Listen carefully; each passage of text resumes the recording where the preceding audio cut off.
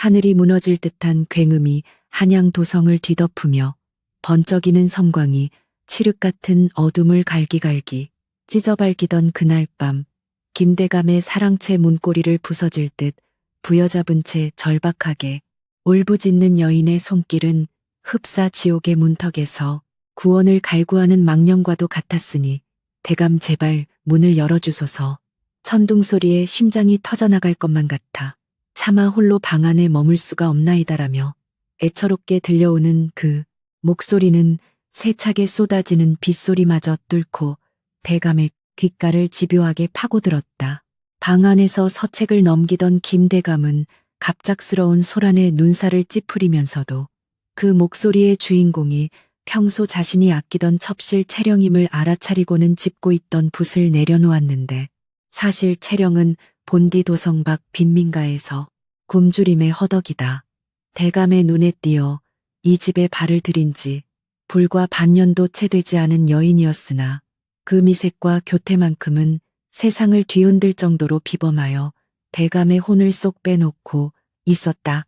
예로부터 인왕산 기슭 아래 터를 잡은 이장한 평김대감의 저택은 대대로 정승판서를 배출한 명문가 중에 명문가로 그 기세가 하늘을 찌를 듯하였으나 근래에 들어 대감이 늦바람처럼 들인 첩실 채령으로 인해 집안의 공기는 예전과 달리 묘한 긴장감이 흐르고 있었다. 채령은 본래 시장통에서 웃음을 팔던 천한 신분이었으나 그 빼어난 얼굴 하나로 대감의 마음을 사로잡았고 대감은 그런 그녀를 위해 사대부의 가풍조차 잊은 채 별당을 내어주며 온갖 비단과 보석을 쏟아부었으니 이는 곧 정실 부인인 한씨 부인에게는 말할 수 없는 수치이자 가문의 위기를 알리는 전조와도 같았다.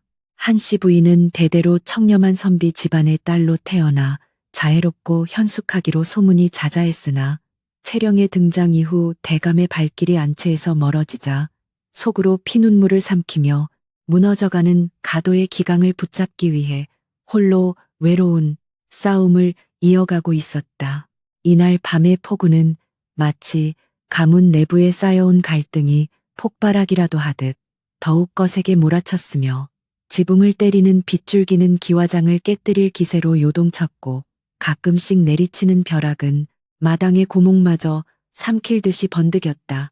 채령은 이 기회를 놓치지 않겠다는 듯 젖은 몸을 가늘게 떨며 사랑채 문 앞에서 더욱 서럽게 흐느끼기 시작했으니 그녀의 머릿속에는 이미 대감의 연민을 자극하여 안채의 부인을 제치고 이 집안의 안주인 노릇을 하겠다는 시커먼 야욕이 소용돌이치고 있었다.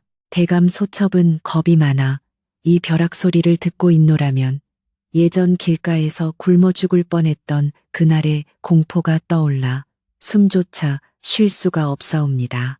부디 이 미천한 목숨을 가련히 여기어 한 범만 문을 열어주소서라고 외치는 그녀의 말은 반은 진심이었으나 나머지 반은 철저히 계산된 연기였으며 그녀는 자신의 젖은 옷감이 살결에 달라붙어 드러나는 곡선이 문틈 사이로 보일 것임을 너무나 잘 알고 있었다. 대감은 평소에도 마음이 약하고 귀가 얇은 편이었으나 특히 채령의 애절한 눈물 앞에서는 추풍낙엽처럼 흔들리곤 했기에 그는 결국 참지 못하고 자리에서 일어나 문턱으로 다가갔으며 한편 안채에서 경전을 읽으며 마음을 다스리던 한씨 부인은 창밖으로 번쩍이는 섬광 사이로 사랑채를 향해 달려가는 수상한 그림자를 포착하고는 본능적으로 심상치 않은 일이 벌어지고 있음을 직감했다. 한씨 부인은 평소 대감의 방탕함을 묵인하며 참고 견뎌왔으나 오늘만큼은 왠지 모를 불안감이 엄습했고 그것은 단순한 시기심이 아니라 가문의 법도가 뿌리째 흔들리고 있다는 안주인으로서의 경고등과도 같았기에 그녀는 조용히 곁을 지키던 참모를 불러 사랑채의 동태를 살피라 이르고 자신도 몸가짐을 정돈하며 일어설 채비를 마쳤다. 채령의 과거는 실로 비참하기 이를 데 없었는데 그녀는 어릴 적 역병으로 부모를 잃고 친척집을 전전하다 결국 노비로 팔려갈 뻔한 위기를 수차례 넘기며 세상을 향한 증오와 신분 상승에 대한 집착을 키워왔기에 김 대감이라는 거대한 동주를 잡은 이상 결코 이를 놓칠 마음이 없었으며 오히려 대감의 정을 이용해 정실의 자리를 찬탈하려는 무서운 계획을 세우고 있었던 것이다. 그녀는 사랑채 문이 열리기 직전 자신의 머리칼을 더욱 헝클어뜨리고 옷매무새를 일부러 흐트러뜨려 비에 젖은 가련한 여인의 모습을 극대화했고 마침내 문이 열리며 대감의 얼굴이 나타나자마자 기다렸다는 듯 그의 품으로 뛰어들어 대감 이제야 살 것 같습니다. 저 천둥 소리가 마치 저를 잡아먹으려는 귀신의 포효 같아 얼마나 무서웠는지 아십니까라며 대감의 가슴팍에 얼굴을 묻고 흐느꼈다.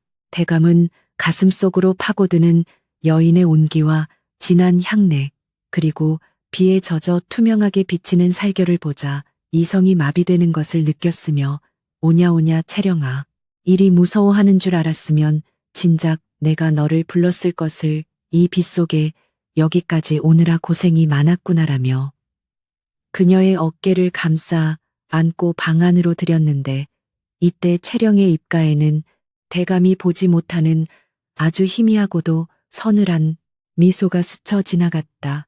그녀는 방 안으로 들어서자마자 춥다는 핑계로 대감의 이부자리 속으로 파고들며 은근슬쩍 대감의 손을 잡고 자신의 가슴 쪽으로 이끌었고 사대부의 채통을 지켜야 한다고 교육받아온 대감이었으나 채령의 노련한 유혹 앞에서는 한낱 정욕의 눈먼 사내에 불과했기에 그는 자신의 손길이 어디로 향하는지도 모른 채 그녀의 장단에 맞춰 춤추기 시작했다. 하지만 이들의 은밀하고 불결한 만남은 오래가지 못할 운명이었으니 안채에서 상황을 주시하던 한씨 부인이 이미 노복들을 거느리고 사랑채 마당에 당도하여 억수같이 쏟아지는 비를 맞으며 대감의 방을 응시하고 있었기 때문인데 그녀의 눈빛은 천둥보다 더 매서웠으며 그 기세는 폭풍우마저 잠재울 듯 위험이 넘쳤다. 한씨 부인은 평소 조용히 살림만 하던 여인이었으나 가문의 명예가 실추되는 꼴은 목숨을 걸고서라도 말겠다는 결단력을 지니고 있었고 특히 오늘 채령이 부린 수작이 단순히 비를 피하기 위한 것이 아니라 대감을 홀려 가문의 위계질서를 무너뜨리려는 명백한 도발임을 간파하고는 직접 단죄의 칼자루를 쥐기로 마음먹은 상태였다.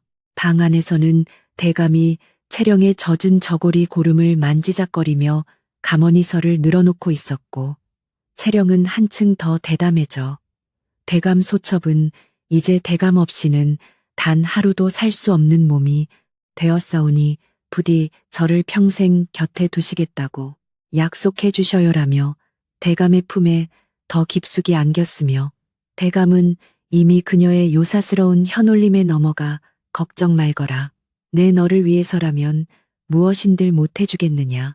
이 집안의 주인은 곧 나이니 그 누구도 너를 함부로 대하지 못하게 하겠다. 라며 장담하는 그 순간 방 밖에서 대감 안채 부인이 문안 인사를 왔사옵니다. 라는 하인의 다급한 정갈이 천둥 소리보다 더 크게 울려 퍼졌다. 대감은 마치 찬물을 뒤집어 쓴 듯 쏘스라치게 놀라며 손을 떼었으나 채령은 오히려 이때가 기회라는 듯 대감의 팔을 더욱 꽉 붙잡으며 대감 소첩이 무서우니 가지 마셔요. 라고 속삭이며 대감의 발목을 붙잡았고 이 짧은 찰나의 침묵 속에서 문 밖의 한씨 부인은 이미 모든 정황을 파악하고 차가운 목소리로 문 열어라라고 명령을 내리니 이것이 바로 이 가문의 운명을 뒤바꿀 거대한 파문의 시작이었다. 사실 채령이 오늘 이토록 대담하게 움직인 배경에는 그녀와 내통하던 집안의 배신자인 한 하인이 있었는데 그는 채령에게 대감이 오늘 밤 중요한 국사를 논의한 뒤 마음이 적적해할 것이라는 정보를 흘렸고 또한 한씨 부인이 몸이 좋지 않아 일찍 잠자리에 들 것이라고 거짓 보고를 올렸기에 채령은 안심하고 이 극단적인 승부수를 던졌던 것이다.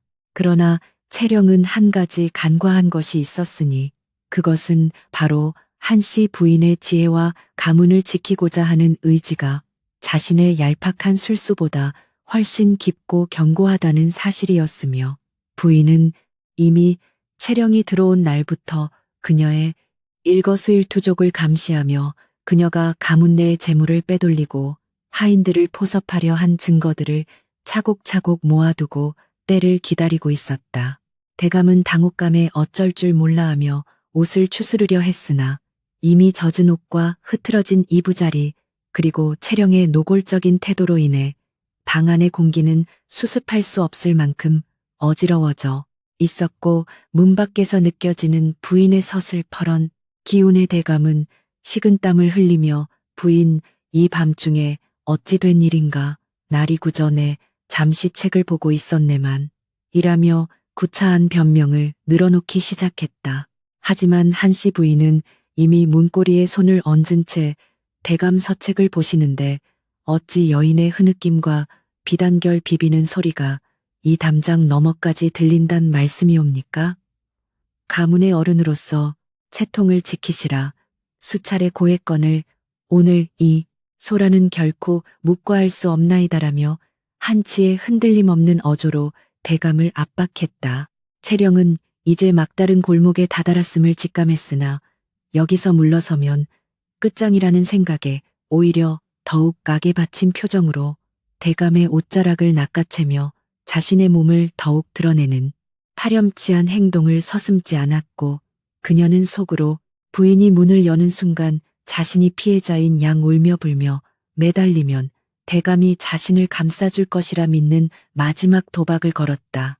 빗줄기는 더욱 굵어져 사랑채 지붕을 부술듯이 쏟아졌고, 천둥은 마치 가문의 조상들이 노하여 포효하는 듯 대지를 진동시켰으니, 그 긴박한 찰나에 마침내 사랑채에 굳게 닫혔던 문이 부인의 손에 의해 활짝 열리며 방 안에 추악한 실상이 등불 아래 낱낱이 드러나게 되었는데, 이것이 바로 채령의 몰락과 가문의 대변역을 알리는 신호탄이었다. 문이 활짝 열리는 순간 몰아치던 폭풍우의 습한 기운과 사랑채 안을 가득 채우고 있던 매캐한 관능의 향기가 허공에서 매섭게 부딪히며 숨막히는 파여름을 만들어내었다.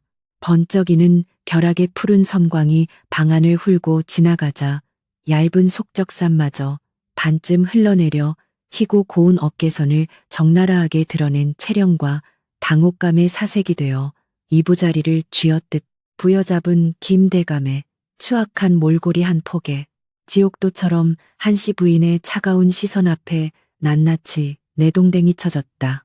한씨 부인은 흔들림 없는 꼿꼿한 자태로 문지방을 넘어서며 대감 하늘이 노하여 천둥 번개를 내리치는 이 밤에 조상님들 뵐 낯이 없도록 가문의 기강을 짓밟고 계신 연유가 대체 무엇이옵니까?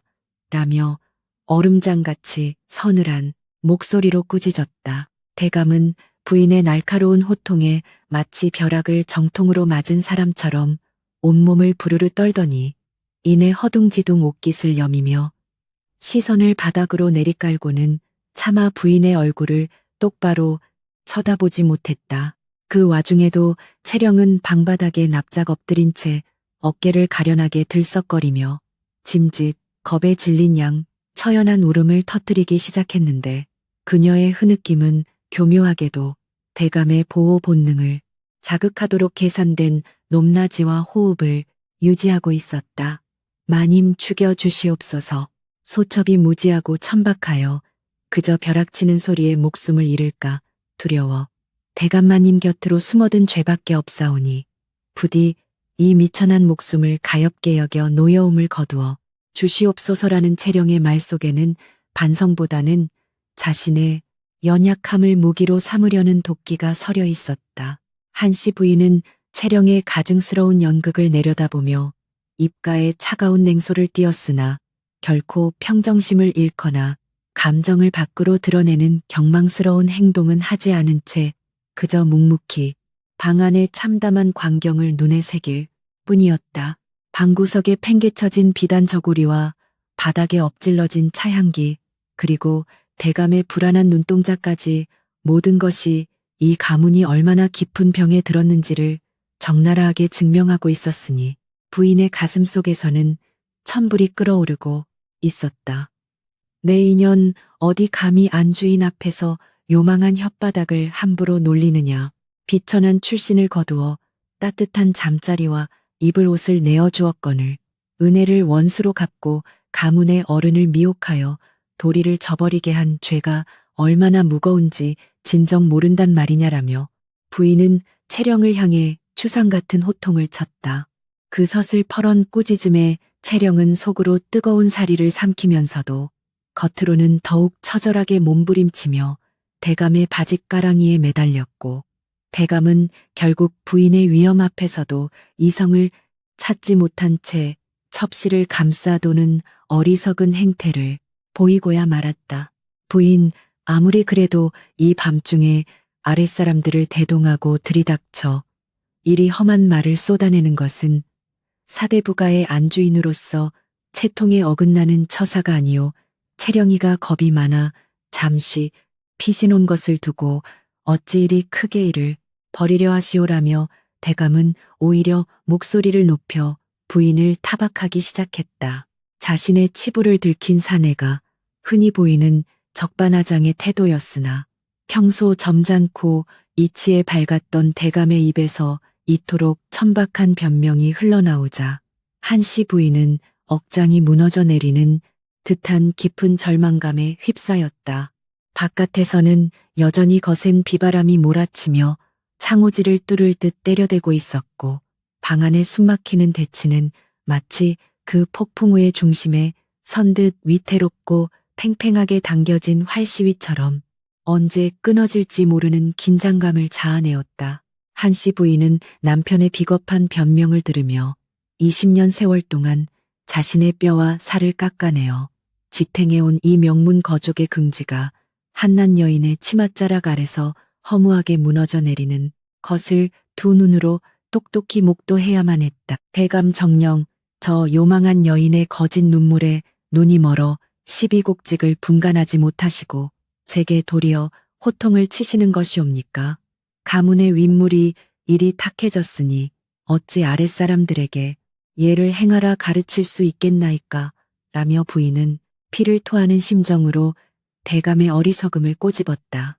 채령은 두 사람의 틈이 벌어지는 것을 기민하게 알아채고는 이때다 싶어 더욱 악착같이 거짓 연기를 이어갔는데 얼굴을 가리고 울면서도 손가락 틈새로 부인의 표정을 관찰하며 자신의 얄팍한 승리를 확신하는 독사 같은 미소를 아주 짧게 지어 보였다.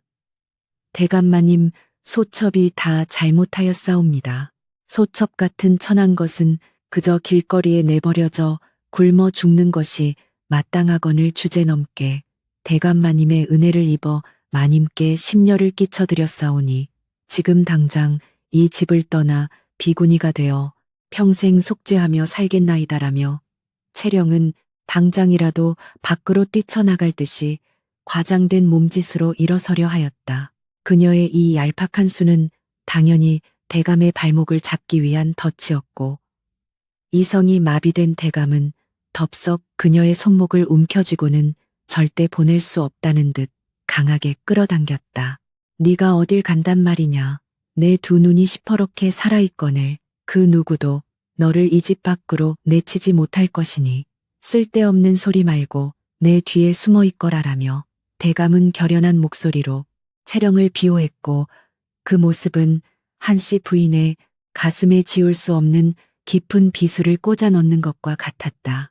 대감의 등 뒤에 숨은 채령은 부인을 향해 아주 희미하게 그러나 뼛속까지 시리도록 조롱 섞인 시선을 던졌으며 그 오만방자한 눈빛은 가문의 진정한 안주인은 이제 자신이라는 무언의 선전포고이자 정실 부인을 향한 참을 수 없는 모욕이었다. 부인은 그 찰나의 눈빛 교환 속에서 채령이라는 여인이 단순한 요부를 넘어 이 가문 전체를 집어삼키려는 무서운 탐욕을 품은 괴물이라는 사실을 명확하게 깨달았고 전율했다.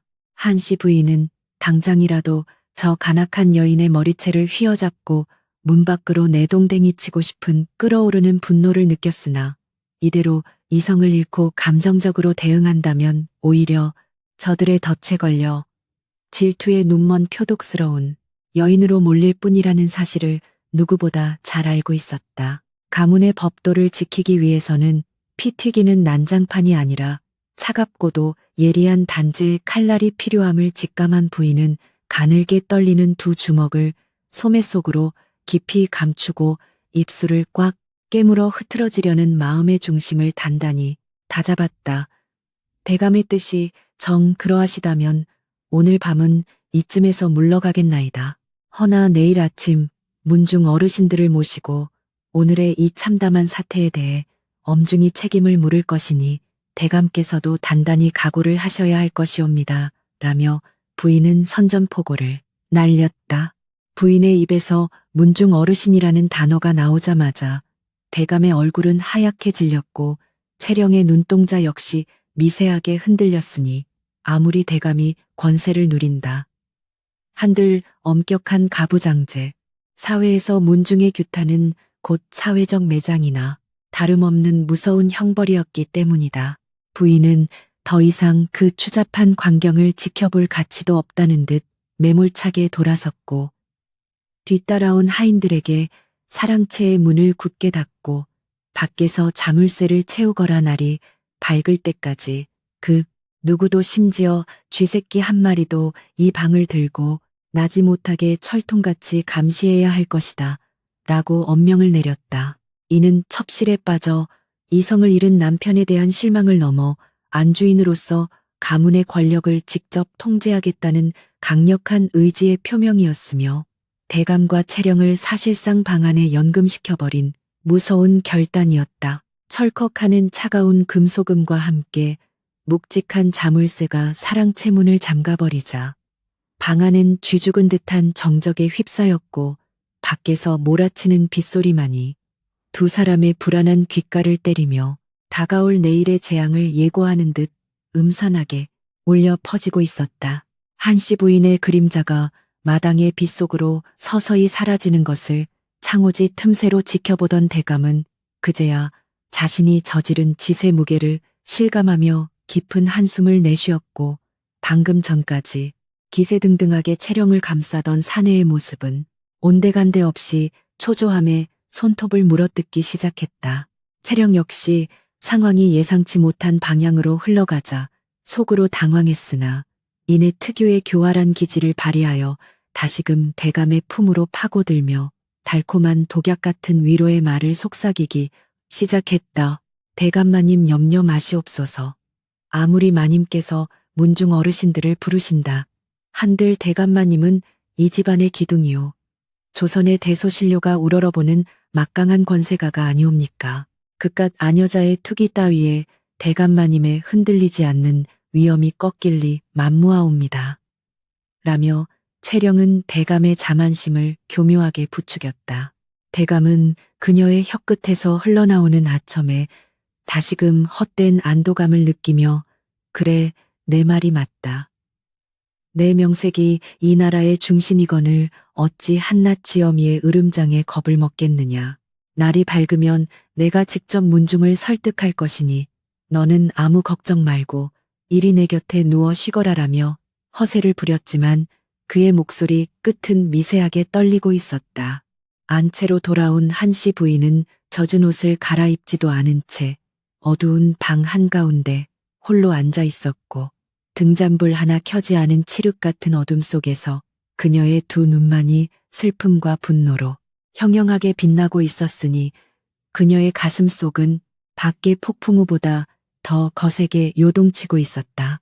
이 집안으로 시집 온 지 어느덧 20년 시부모님의 오랜 병수발부터 시작하여 깐깐한 문중, 어른들의 비위를 맞추고 집안의 크고 작은 대소사를 빈틈없이 챙기며 남편을 정승의 자리에 오르기까지 내조했던 자신의 피땀 어린 세월이 주마등처럼 스쳐 지나갔.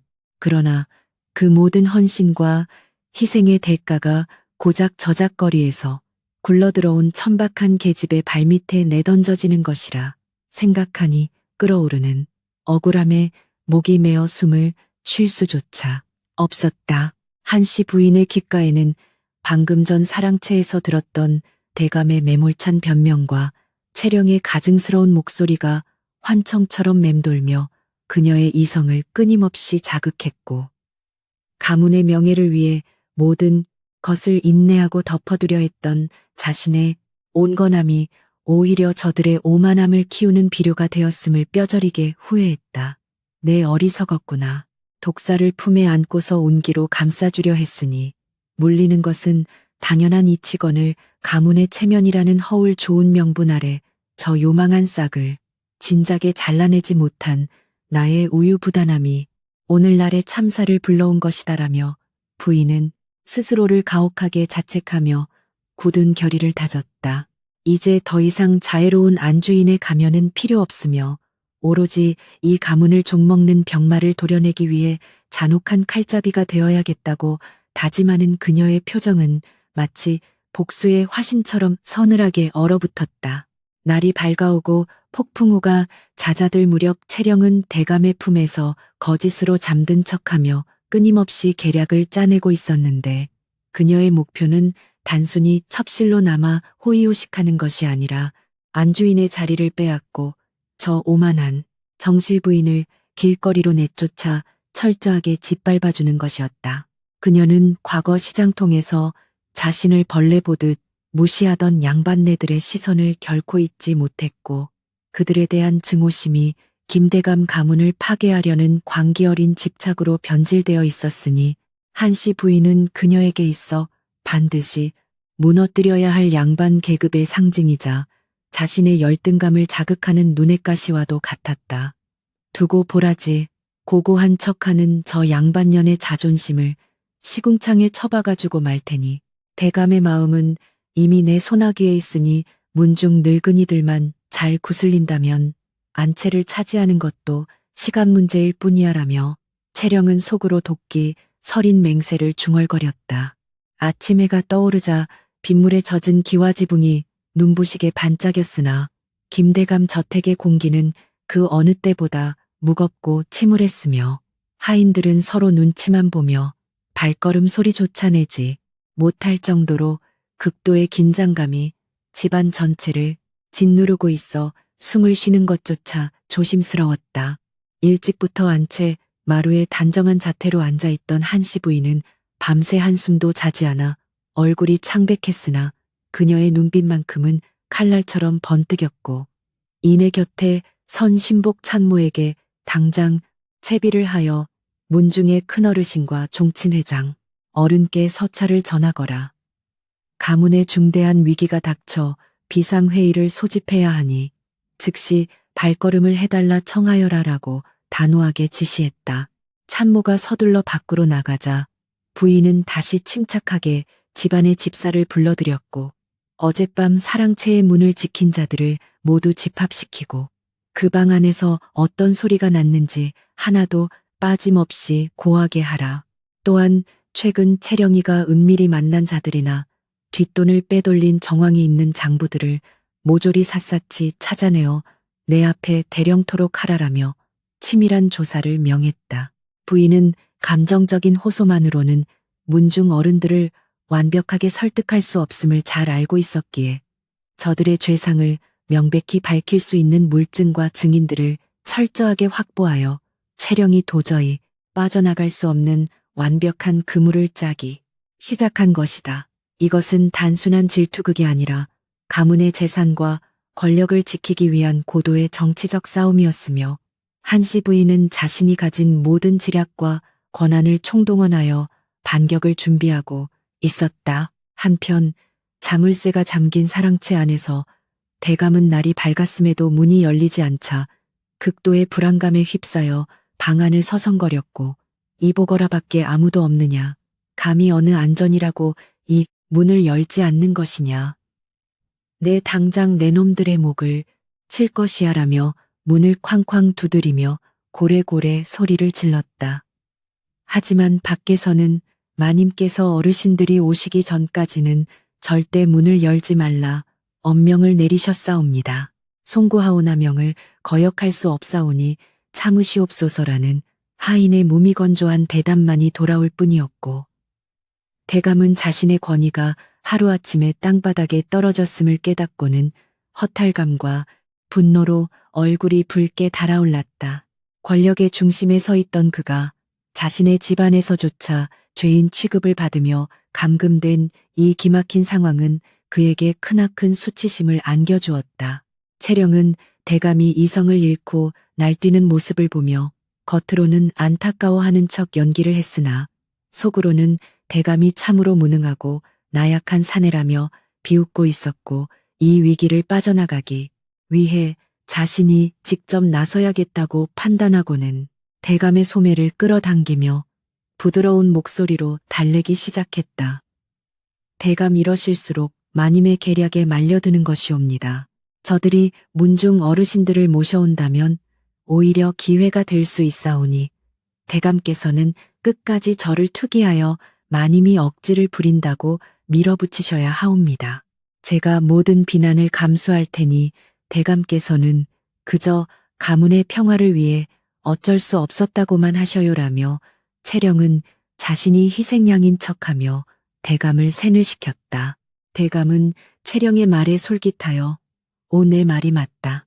부인이 투기에 눈이 멀어 집안을 발칵 뒤집어 놓았다고 하면 어르신들도 내 편을 들어줄 터 너의 그 깊은 헤아림이 나를 살리는구나라며 어리석게도 첩실의 얕은 수에 동조하며 고개를 끄덕였다. 이렇듯 두 사람이 갇힌 방 안에서 어설픈 음모를 꾸미는 동안 저택의 대문이 활짝 열리며 헛기침 소리와 함께 문중의 원로들이 지팡이를 짚고 근엄한 표정으로 하나둘씩 마당으로 들어서기 시작했으니 이들의 등장과 함께 집안의 공기는 마치 형장처럼 얼어붙었고, 폭풍우가 지나간 뒤에 맑은 아침, 하늘과는 대조적으로 가문의 운명을 건피 말리는 폭풍전야의 긴장감이 저택 전체를 짓누르기 시작했다. 한씨 부인은 단정한 소복 차림으로 갈아입고 마당으로 나아가 문중 어르신들을 향해 정중히 예를 갖추어 절을 올렸으며, 그녀의 파리한 안색과 비장한 자태는 보는 이로 하여금 절로 숙연함을 자아내게 하였고, 어르신들 역시 예사롭지 않은 분위기를 직감하고는 무거운 침묵 속에서 부인의 입이 열리기만을 기다리고 있었다. 바쁘신 와중에도 이리 발걸음을 해주시어 망극하옵니다. 소인 가문의 안주인으로서 제 역할을 다하지 못하고 가도가 무너지는 것을 방치한 죄가 크오나 오늘만큼은 선조들이 물려주신 맑은 기풍을 훼손하는 무리들을 엄벌하여 가문의 명예를 바로잡고자 하오니 부디 어르신들께서 공명정대한 판단을 내려주시고 외화 판청하나이다라며 부인은 피를 토하는 심정으로 억울함을 호소했다. 종친의 큰어르신은 헛기침을 크게 한번 하더니 흰 수염을 쓰다듬으며 대체 무슨 변고가 있었기에 아침 대바람부터 이리 소란을 피우는 게야. 대감은 어디에 있고 네가 나서서 이리 통곡을 하는지 그 연유를 상세히 고해보거라라며 근엄한 목소리로 물었다. 부인은 심호흡을 한 뒤 간밤에 일어난 추잡한 사건의 전말과 그간 채령이 저질러온 만행들, 그리고 대감이 이성을 잃고 가부장의 도리를 저버린 사실을 한치의 과장도 없이 냉철하고 또렷한 목소리로 낱낱이 고발하기 시작했고, 부인의 말이 이어질수록 어르신들의 얼굴은 경악과 분노로 일그러지며 저택의 팽팽한 긴장감은 극에 달했다. 더욱이 저 요망한 첩실은 겉으로는 연약한 척 대감을 미혹하면서 뒤로는 집안의 재물을 빼돌려 은밀히 뒷배를 불리고 있었사오니, 이는 단순한 풍기문란을 넘어 가문의 근간을 흔드는 대역죄나 다름없사옵니다. 소인이 이리 장부와 증인들을 확보해 두었사오니 어르신들께서 직접 확인하시옵소서라며 부인은 미리 준비해 둔 비밀, 장부와 벌벌 떠는 하인들을 어르신들 앞에 대령시켰다. 물증이 명백하게 드러나자 어르신들은 혀를 차며 분노를 감추지 못했고, 그중 한 어르신이 지팡이로 땅을 거칠게 내리치며 당장 그 요망한 계집과 정신 나간 대감을 끌어내어 이 마당에 꿇어앉히도록 하라. 명문대가의 체면이 이토록 진흙탕에 처박히다니 통탄할 노릇이로다라며 호통을 쳤다. 드디어 사랑채에 굳게 닫혔던 자물쇠가 풀리고 문이 열리자 대감과 채령이 하인들에게 이끌려 마당으로 끌려 나왔는데 대감은 어르신들의 험악한 얼굴을 보자 기세가 꺾여 다리가 풀려버렸으나 채령은 이 와중에도 치밀하게 헝클어진 머리와 눈물 범벅인 얼굴을 유지하며 동정심을 유발하려는 연기를 멈추지 않았다. 채령은 마당에 내동댕이 쳐지자마자 큰어르신의 발밑으로 기어가며 어르신 살려주시옵소서. 마님께서 소첩을 투기하시어 없는 죄를 날조하고 대감마님마저 궁지에 몰아넣고 계시옵니다. 소첩은 그저 벼락 소리가 무서워 대감마님 곁에 있었을 뿐이거늘 어찌 이리 가혹한 누명을 씌우신단 말씀이옵니까? 라며 세상에서 가장 억울한 표정으로 통곡을 하기 시작했다. 그 광경을 지켜보던 한씨 부인은 채령의 구역질 나는 연기에 다시 한번 치를 떨었으나 이내 차가운 표정을 되찾고 내 입으로 벼락 소리가 무서워 달려갔다고 하였느냐 하면 어찌하여 사랑채로 향하는 너의 발걸음이 그토록 가벼웠으며 방 안에서 내년이 입고 있던 속적삼은 비에 젖은 것이 아니라 땀과 향료에 절어 있었는지 해명해 보거라. 또한 이 장부에 적힌 재물들은 다 어디로 빼돌렸는지 하늘을 우러러 한 점 부끄럼 없이 말할 수 있단 말이냐 라며 채령의 모순을 예리하게 파고들었다. 부인의 날카로운 추궁에 채령의 울음소리가 순간 멈칫하며 당황한 기색이 역력히 드러났고 그녀의 완벽해 보이던 방어벽에 균열이 가기 시작했다. 하지만 채령은 순순히 물러설 여인이 아니었기에 이내 눈빛을 독하게 번뜩이며 또 다른 거짓말을 지어내어 상황을 모면하려 했고 옆에 있던 대감마저 자신의 위신을 지키기 위해 채령의 거짓말에 맞장구를 치며 어설픈 변명을 늘어놓기 시작하자 마당은 진실과 거짓이 뒤엉킨 아수라장으로 변해버렸다. 한씨 부인은 굳게 다문 입술 새로 피가 날 정도로 이를 악물며 저 뻔뻔한 두 인간의 혀를 뽑아버리고 싶은 충동을 억눌렀고 이 지루하고 역겨운 진흙탕 싸움 속에서 어떻게든 정의의 철퇴를 내려 가문을 정화해야 한다는 무거운 책임감이 그녀의 어깨를 짓누르며 이어질 더 큰 시련과 고통스러운 대립을 예고하고 있었다. 마당은 진실과 거짓이 뒤엉킨 채 팽팽한 활시위처럼 당겨져 금방이라도 끊어질 듯한 긴장감으로 가득 찼으며 쏟아지는 아침, 햇살 아래 조복을 입은 문중 어르신들의 굳은 표정, 사이로 한숨소리가 무겁게 내려앉았다. 대감은 수치심에 얼굴을 붉히면서도 자신의 과오를 덮기 위해 어르신들, 이는 모두 안 사람이 첩시를 질투하여 벌어진 촌극에 불과하옵니다. 가내의 작은 소란을 어찌 문중의 대소사로 비화시키려 하십니까? 라며 목소리를 높여 부인을 매도하기 시작했다. 한씨 부인은 지아비의 그 비겁한 입놀림을 들으며 끓어오르는 울분을 삼켰으나 그녀의 꼿꼿한 자세와 서늘한 눈빛은 단 한치도 흔들림 없이 오직 진실의 끝을 향해 겨누어져 있었다. 바닥에 엎드린 채령은 대감이 자신을 감싸주자 속으로 쾌재를 부르며 겉으로는 더욱 서럽고 가련한 목소리로 소첩이 무슨 죄가 있겠사옵니까? 그저 미천한 신분으로 들어와 안방마님의 심기를 거스른 죄밖에 없사오니 차라리 제 목을 쳐주시옵소서라며 치맛자락을 부여잡고 통곡을 이어나갔다.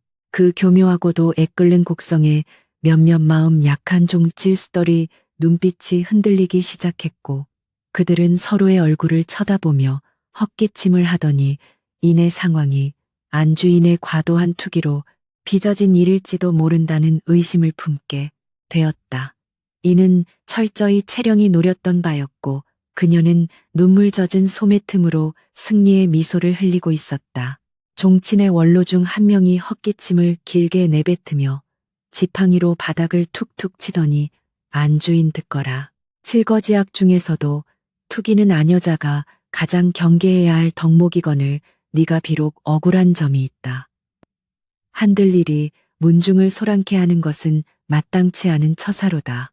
저 아이의 말이 사실이라면 너의 처벌 또한 가볍지 않을 것이다라며 오히려 한씨 부인을 꾸짖는 투로 말을 건넸다.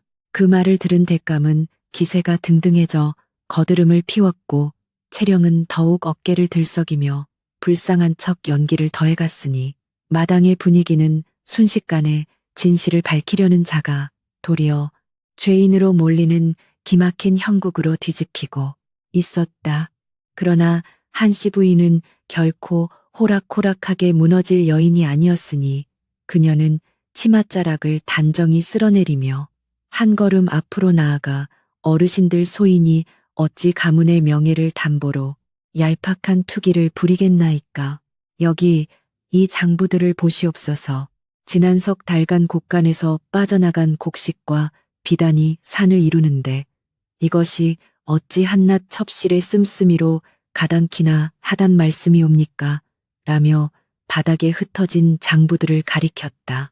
그녀의 또렷하고 확신에 찬 음성은 마당의 공기를 다시금 차갑게 얼어붙게 만들었고 부인은 채령이 숨겨온 탐욕의 꼬리를 밟기 위해 오랫동안 치밀하게 준비해온 반격의 칼날을 서서히 빼들기 시작했다. 채령은 장부가 눈앞에 내던져지자 순간 눈동자가 심하게 흔들렸으나 타고난 교활함으로 재빨리 표정을 감추고는 마님어찌 소첩에게 이리 끔찍한 누명을 씌우시나이까. 저 장부들은 소첩을 평소 멸시하던 곡간지기 하인들이 마님의 사주를 받아 거짓으로 꾸며낸 것이 틀림없사옵니다. 라며 악을 쓰며 반박했다. 이에 동조하듯 대감 역시 핏대를 세우며 부인 아무리 채령이가 밉기로써니 아랫 것들을 매수하여 거짓 장부까지 만들다니 이것이 사대부가의 안주인이 할 짓이란 말이오. 당장 저 거짓말을 한 하인놈들을 잡아다 매우 치시오. 라며 호통을 쳤다. 부부는 일심동체라 하였건만 첩실의 눈이 먼 지아비의 행태는 짐승보다 못했다. 한씨 부인은 남편의 어리석은 호통에도 아랑곳하지 않고 입가에 희미하고도 차가운 냉소를 지으며 대감 섣불리 아랫사람들을 탓하지 마시옵소서. 꼬리가 길면 밟히는 법 진실을 밝혀줄 증인이 이미 이 자리에 와 있나이다라고 단호하게 말한 뒤 마당 뒤편에 서 있던 신복 참모에게 작게 고개를 끄덕여 신호를 보냈다. 부인의 지시가 떨어지기가 무섭게 건장한 노복, 2명이 뒷간에 숨겨두었던 사내 1명을 포박하여 질금질금 끌고 나와 대감과 어르신들 앞에 짐짝처럼 내동댕이 쳤는데 그 사내는 바로 간밤의 채령에게 은밀히 집안의 동태를 전해주었던 배신자 하인 돌쇠였다. 바닥에 엎어진 돌쇠를 본 순간 채령의 얼굴은 잿빛으로 변하며 입술이 파르르 떨리기 시작했고 그녀의 머릿속은 어떻게 이 난관을 빠져나갈지 변명거리를 찾느라 미친 듯이 돌아가기 시작했으나 두려움에 사로잡힌 심장에 고동 소리는 귀청을 찢을 듯 컸다. 돌쇠야 내 이놈. 고개를 들고 어르신들 앞에서 네가 간밤에 저 요망한 계집과 무슨 모의를 하였는지 한치의 거짓도 없이 이실직고 하거라. 만약 내 입에서 단 한마디의 거짓이라도 흘러나온다면 내 오늘 내 놈의 혀를 뽑아 개먹이로 줄 것이다라며 한씨 부인은 추상 같은 호령으로 돌쇠의 혼을 쏙 빼놓았다. 돌쇠는 사시나무 떨듯 몸을 떨며 바닥에 머리를 찌으면서 마님 죽여주시옵소서. 소인은 그저 저 채령아 씨가 시키는 대로 하였을 뿐이옵니다. 간밤에 안방마님께서 깊이 잠드셨다는 거짓 서찰을 대감마님께 올리고 대감마님께서 홀로 사랑채에 계실 때를 노려 채령아 씨를 몰래 들여보내라는 명을 받았사옵니다. 라며 눈물 콧물을 흘리며 모든 사실을 털어놓기 시작했다. 그의 입에서 나오는 진실은 마당에 모인 모든 이들을 경악해 하기에 충분했고 굳게 믿었던 하인의 입에서 자신의 비행이 낱낱이 까발려지자 채령은 당황하여 저 저놈이 미쳐서 헛소리를 짓거리는 것이옵니다. 대감마님 제발 믿어주시옵소서라며 발악했다. 대감은 돌쇠의 자백을 듣고 망연자실한 표정으로 털썩 주저앉았으며 내 이놈 네가 감히 나를 능멸하고 이 집안의 기강을 우롱하였더냐. 당장 저놈을 쳐 죽여라라며 길길이 날뛰었으나 그의 분노는 사실 자신의 어리석음이 만천하에 드러난 것에 대한 부끄러움과 수치심의 발로였다.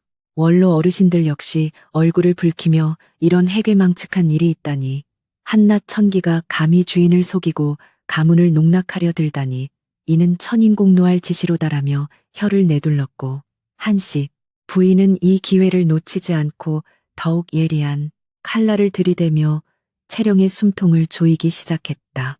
돌쇠야 어찌 그뿐이겠느냐. 내 놈이 지난달에 김서방을 시켜 저작거리 전당포에 팔아치운 폐물들은 다 어디서 난 것이냐. 내 주둥이로 똑똑히 불지 않으면 내 당장 관아에 고발하여 내 놈의 삼족을 멸할 것이니라. 한씨 부인의 매서운 추궁이 이어지자 돌쇠는 완전히 이성을 잃고 오줌을 지리며 아이고 마님 살려만 주시옵소서. 그 폐물들은 모두 채령 아씨께서 대감마님의 금고에서 몰래 빼내어 제게 처분하라 주신 것이옵니다.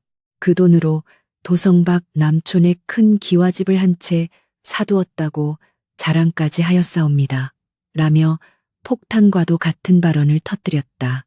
남촌에 기와집을 마련했다는 돌쇠의 고발은 그야말로 뇌성병력과도 같이 대감의 뒤통수를 내리쳤고 첩실로 평생을 바치겠다며 달콤한 미러를 속삭이던 채령의 모습이 한순간에 징그러운 독사의 현올림으로 겹쳐 보이며 대감의 온몸에 소름이 돋기 시작했다.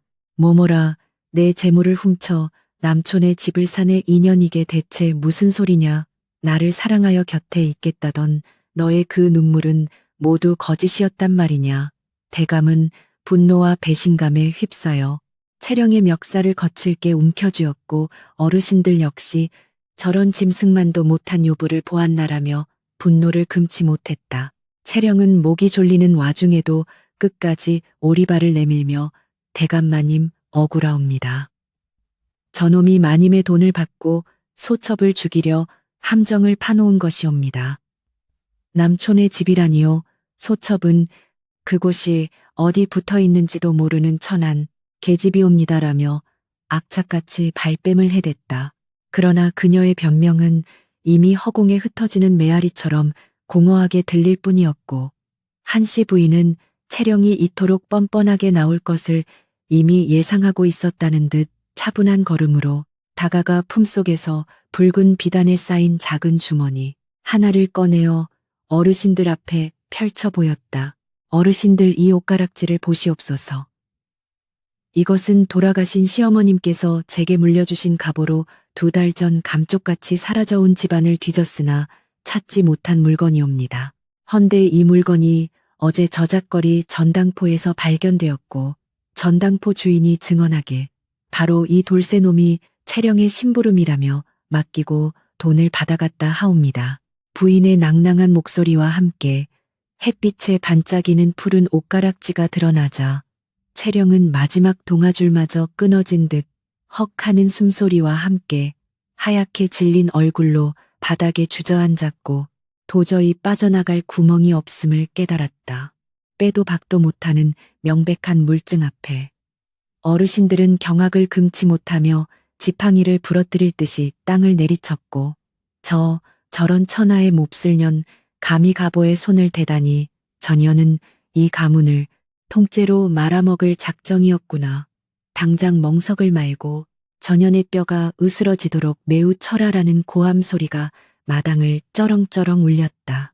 대감은 자신이 한낱 천기의 놀이개가 되어 가문의 보물까지 도둑맞았다는 사실에 수치심과 분노를 이기지 못하고 제자리에 굳어버렸으며 부인을 향해 그토록 매섭게 삿대질을 해대던 자신의 손을 잘라버리고 싶은 참담함에 고개를 숙였다. 그러나 한씨 부인의 단죄는 여기서 끝이 아니었으니 그녀는 노하여 날뛰는 어르신들을 향해 정중히 손을 들어 진정시킨 뒤 어르신들 아직 놀라시기엔 이릅니다.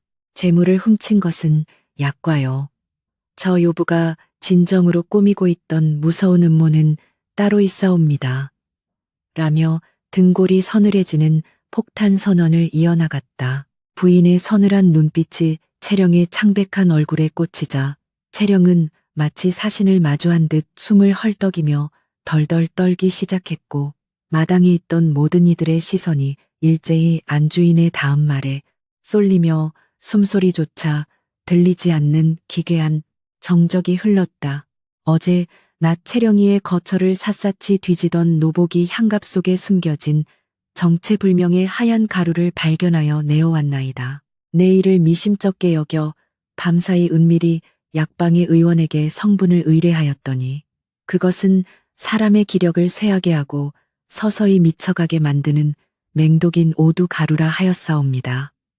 부인의 말이 끝나기가 무섭게 마당은 찬물을 끼얹은 듯 발칵 뒤집혔고 대감은 그 말에 눈알이 튀어나올 듯 크게 부릅뜨며 며칠 전부터 가슴이 답답하고 현기증이 나던 자신의 증상을 떠올리고는 극도의 공포에 사로잡혔다. 독이라니 내내게 독을 썼단 말이냐. 대감은 사색이 되어 소리치며 채령을 향해 미친 듯이 달려들었고 그녀의 머리채를 휘어잡고 바닥에 패대기치며 이 짐승만도 못한 년 내가 너에게 쏟은 정성이 얼마건을 내년이 감히 나를 독살하고 이 집안의 재산을 차지하려 하였단 말이냐 라며 짐승처럼 울부짖었다. 권력과 탐욕에 눈이 멀어 첩실의 치마폭에서 놀아나던 조선 제1의 권세가가 바닥을 뒹굴며 오열하는 꼴은 참으로 비참하기 짝이 없었으나 그것은 스스로 자초한 어리석음의 말로요 피할 수 없는 인과응보의 시작이었다. 머리채가 뜯기고 입술이 터져 피가 흐르는 와중에도 채령은 더 이상 연약한 첩실의 가면을 유지할 필요가 없다고 느꼈는지 돌연 미친 사람처럼 기괴한 웃음을 터뜨리기 시작하며 깔깔깔 그래 맞다. 내가 내 놈의 탕약의 독을 탔다. 밤마다 내 몸을 탐하며 허덕이던 늙고 추악한 내 놈의 숨통을 끊어버리고 그 알량한 재산이 남아 챙겨내 팔자를 고쳐보려 한 것이 무슨 죄란 말이냐. 라며 피투성이가 된 얼굴로 도끼 서린 본색을 완전히 드러내었다. 그 표독스러운 악기의 모습에 어르신들은 기겁하여 뒷걸음질 쳤고 하인들마저 두려움에 떨었다. 천한년이 양반 흉내 좀 내보려니 역겨워서 견딜 수가 있어야지. 고고한 척하는 저 안방마님 년을 쫓아내고 내가 안주인 행세를 하며 내 놈들 머리 꼭대기에서 놀아나는 꼴을 보고 싶었는데 참으로 원통하구나. 채령은 땅을 치며 저주 섞인 막말을 쏟아내었고 그동안 철저하게 숨겨왔던 신분, 상승에 대한 비틀린 욕망과 양반들에 대한 증오심을 여과 없이 분출하며 마당을 광기로 물들였다. 한씨 부인은 괴물로 변해버린 채령을 차갑게 내려다보며 흔들림 없는 눈빛으로 가문의 적폐를 완전히 도려낼 마지막 준비를 마쳤다. 닥치거라, 이 요망한 거사. 내 죄악의 무게가 하늘을 찌르고 땅을 진동케 하거늘 어찌 혓바닥을 그리 가벼이 놀리느냐. 대감, 이제 진실을 똑똑히 보셨사옵니까? 한순간의 미혹이 가문을 멸문지화의 위기로 몰아넣었으니 이 모든 책임은 어르신들의 공명정대한 판결에 맡기겠나이다. 한씨 부인의 단호한 목소리가 광기 어린 채령의 절규를 제압하며 울려 퍼졌고 진실의 비답에 낱낱이 드러난 추악한 비밀들은 돌이킬 수 없는 거대한 폭풍이 되어 채령과 대감의 숨통을 무자비하게 조여가기 시작했으니 이는 진정한 몰락의 시작이자 정의의 잔혹한 서막이었다. 종친의 큰어르신은 분노로 온몸을 부들부들 떨며 손에 쥐고 있던 굵은 명아주 지팡이로 단단한 마당 한가운데를 쾅쾅 내리치셨으니 그 소리가 마치 벼락이 치듯 쩌렁쩌렁하게 울려 퍼졌다. 명색이 사대부가의 법도를 지켜야 할 중신이거늘 한낱 천기의 치마폭에 쌓여 눈이 멀고 귀가 먹어 가문의 보물을 도둑맞은 것도 모자라 제 목숨마저 내놓을 뻔하였으니 이는 조상님들을 뵐 면목이 없는 짓이로다. 당장 저 흉악무도한 요부의 사지를 결박하고 관하로 끌고 가 국문을 받게 하라 라는 어르신의 추상 같은 호령은 마당에 모인 모든 이들의 간담을 서늘하게 만들기에 충분했다. 어르신의 불호령 앞에서도 채령은 이미 인간으로서의 이성과 수치심을 완전히 상실한 듯 기괴한 광기를 내뿜으며 바닥에 엎드린 채 몸을 비틀어댔다. 끌고 가라지. 내가 관아에 가서 이 집안의 추악한 민낯과 저 늙은 대감놈이 밤마다 얼마나 짐승처럼 헐떡였는지 만천하에 까발려주마. 너희들 양반이라는 작자들이 겉으로는 고고한 척 공맹의 도리를 읊조리면서 속으로는 얼마나 썩어 문드러졌는지 내 똑똑히 보여줄 테니 마음대로 해보아라라며 독사처럼 씩씩거리는 채령에 입술 사이로는 핏물과 함께 저주 섞인 타액이 사방으로 튀고 있었다. 그 표독스러운 악다구니에 기겁한 종친 어르신들은 수염을 파르르 떨며 저런 천하에 몹쓸 년이 있나. 당장 저 입을 틀어막고 멍석으로 둘둘 말아 흠씬 두들겨 패라라며 길길이 날뛰셨다. 명을 받은 건장한 간호들이 우르르 달려들어 발버둥 치는 채령의 머리채를 잡아채고 거친 새끼줄로 온몸을 꽁꽁 묶은 뒤 낡은 멍석으로 말아 마당 한 구석으로 질금질금 끌고 갔으니 그녀가 저항하며 내지르는 귀기 어린 비명과 둔탁한 몽둥이가 멍석 위로 떨어지는 섬뜩한 파여름이 뒤섞여 대저택의 아침은 삽시간의 처참한 형장으로 변해버렸다. 한편 마당 한가운데 털썩 주저앉은 대감은 자신이 매일 밤 애지중지 품에 안았던 여인이 실은 자신의 숨통을 서서히 조이고 있던 맹독품은 암살자였음을 깨닫고는 공포와 수치심에 사로잡혀 넋을 잃고 말았다. 며칠 전부터 가슴이 옥죄어오고 머리가 깨질 듯 아팠던 증상들이 모두 저 요부가 타먹인 오두가루 때문이었음을 상기한 대감의 이마에는 식은땀이 비오듯 쏟아졌고 멍석마리를 당하며 비명을 지르는 채령의 목소리가 마치 저승사자의 부름처럼 귓가를 때리자 그는 급기야 헛구역질을 하며 땅바닥에 엎드려 바들바들 떨기 시작했다. 대감은 간신히 고개를 들어 자신을 차갑게 내려다보는 한씨 부인과 문중 어르신들을 향해 무릎으로 기어가며 부인네, 내가 미쳤었소. 저 요망한 여우의 둔갑술에 홀려 부인의 충언을 귀담아 듣지 않고 이 가문을 멸문지화로 몰아넣을 뻔하였으니 내 무슨 낯으로 부인을 보겠소라며 체면도 다 버린 채 짐승처럼 오열했다. 한 나라의 대소신료로서 조정을 호령하던 위풍당당한 사내의 모습은 온데간데 없고 그저 목숨을 부지한 것에 안도하며 자신의 어리석음을 뼈저리게 뉘우치는 늙고 초라한 노인만이 남아 눈물과 콧물로 범벅이 되어 용서를 빌고 있었다. 그러나 한씨 부인의 표정은 남편의 그 처절한 눈물 앞에서도 얼음장처럼 차갑게 굳어 있었으며 그녀의 두 눈에는 일말의 동정심조차 떠오르지 않았다. 대감 눈물로 씻어낼 수 있는 죄가 있고 목숨을 걸고 참회해야 할 죄가 있는 법이옵니다. 대감께서는 한 집안의 기둥으로서 처신을 잘못하여 가문의 재물을 탕진하고 가보를 빼앗겼으며 끝내는 목숨까지 잃을 뻔하였으니 이는 그저 미혹되었다는 핑계 하나로 덮어둘 수 있는 가벼운 사안이 결코 아니옵니다라며 부인은 단호하고도 매서운 음성으로 대감의 가슴에 비수를 꽂았다. 종친 어르신들 역시 부인의 결연한 태도에 고개를 끄덕이며 전적으로 동의의 뜻을 표하였고 그중 한 분이 나서서 안주인의 말이 지당하도다.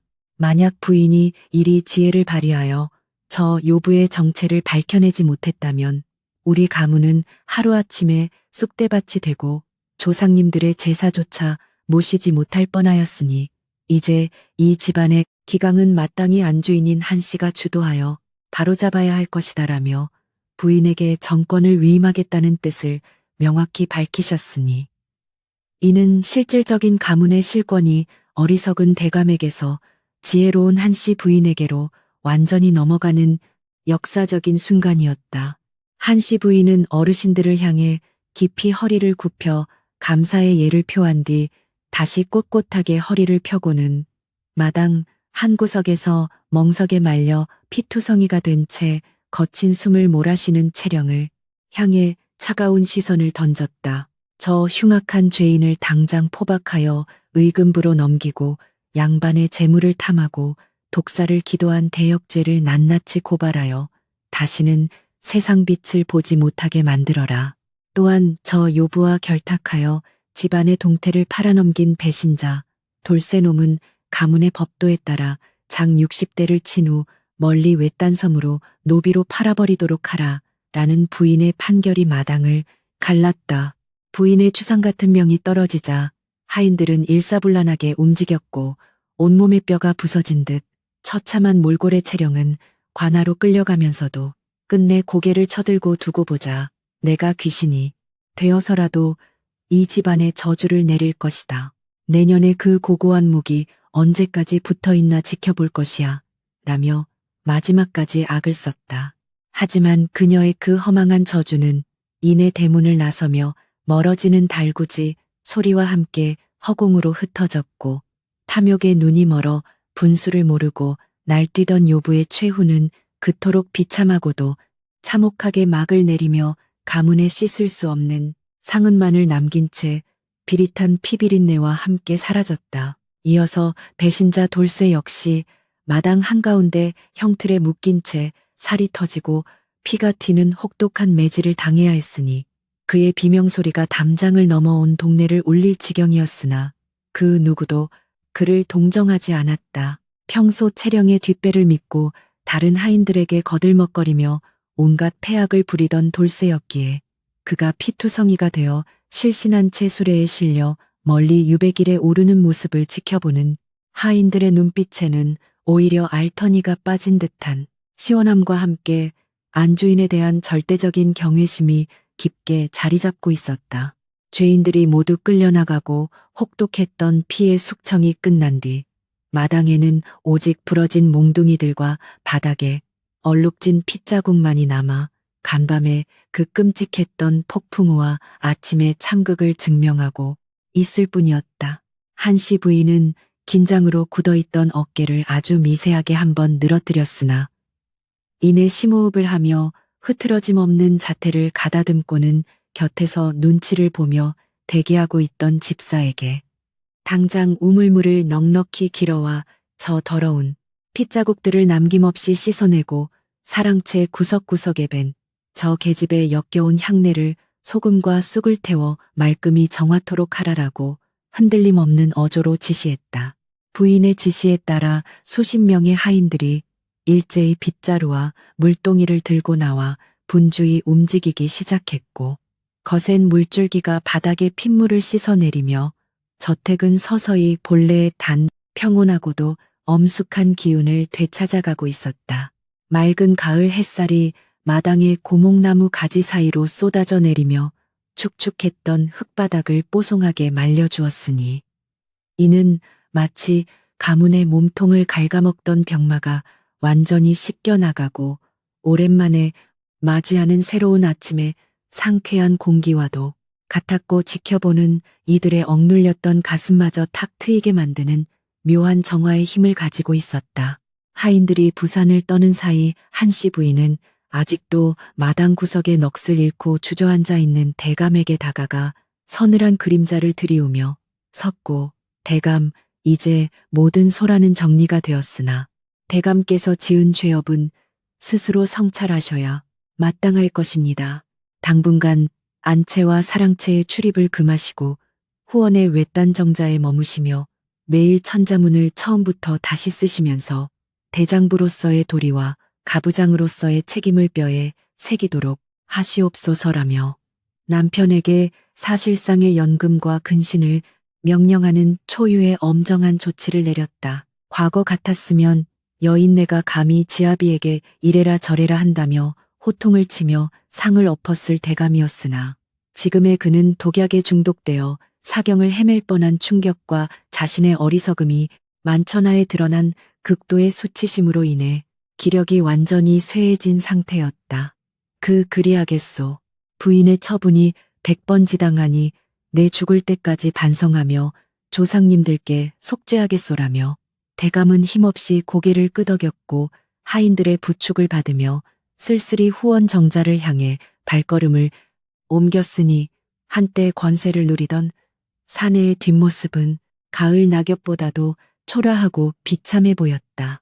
그 모든 과정을 말없이 지켜보던 종친 어르신들은 한씨 부인의 대처가 참으로 공명정대하고도 사사로운 감정에 치우치지 않는 대장부다운 기질이 있다며 내심 깊은 감탄을 쏟아내었다. 큰어르신은 떠나기 전 부인을 향해 다가가 인자한 미소를 지으며 네가 참으로 고생이 많았다. 가문의 큰 기둥이 뿌리째 뽑힐 뻔한 위기에서 너의 그 매서운 지혜가 이 집안을 살렸으니 우리 늙은이들도 이제 안심하고 발 뻗고 잘 수 있겠구나. 앞으로 집안 대소사는 모두 내 뜻대로 처결하거라라며 그녀의 막강한 권위를 다시 한번 공식적으로 승인해 주었다. 어르신들이 모두 돌아가고 저택이 완전히 정막에 휩싸이자 한씨 부인은 홀로 발걸음을 돌려 간밤에 모든 참극이 시작되었던 사랑채에 굳게 닫힌 문을 직접 열어젖히고 방 안으로 천천히 들어섰다. 방 안은 여전히 대감과 채령이 뒹굴었던 이부자리가 흉측하게 널브러져 있었고 공기 중에는 싸구려 미약의 단내와 모골이 송연해지는 오두 가루의 독한 냄새가 미세하게 섞여 있어 구역질을 유발했으나 부인은 얼굴 하나 찌푸리지 않고 그 더러운 흔적들을 차가운 시선으로 훑어내렸다. 부인은 뒤따라 들어온 신복 참모에게 단호한 손가락질을 하며 저 요망한 계집이 몸에 걸쳤던 비단옷과 깔고 앉았던 방석, 그리고 저 이부자리까지 단 하나도 남김없이 마당으로 끄집어내어 당장 불태워버려라. 또한 그녀가 쓰던 분가루와 향락요사스러운 머리 장식들도 모조리 돌로 지식여 재로 만든 뒤 담장 밖 시궁창에 내다 버리도록 하라.